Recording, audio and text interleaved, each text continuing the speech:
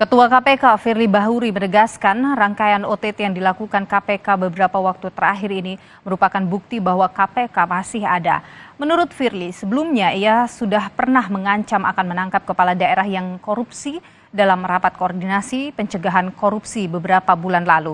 Ia menyebut KPK bekerja keras dan tidak pernah menyerah dalam membersihkan negeri ini.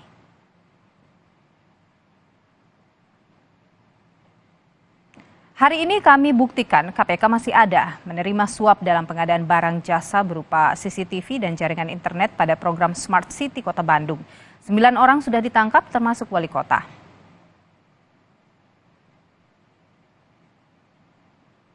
Dalam kurun waktu 8 hari, KPK telah melakukan 3 kali operasi tangkap tangan. Pada tanggal 6 April 2023, KPK menangkap Bupati Kepulauan Meranti Muhammad Fadil yang diduga terlibat dalam 3 kasus suap. Salah satunya suap kepada Ketua Tim BPK Kepulauan Riau. KPK menyita barang bukti uang tunai senilai 1,7 miliar rupiah.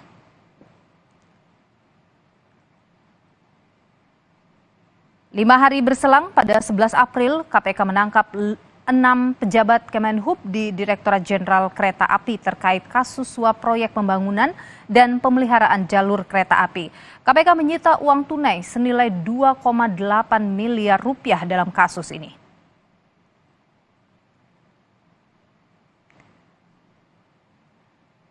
Kemarin Saudara KPK menangkap Wali Kota Bandung Yana Mulyana terkait kasus suap CCTV dalam program Bandung Smart City.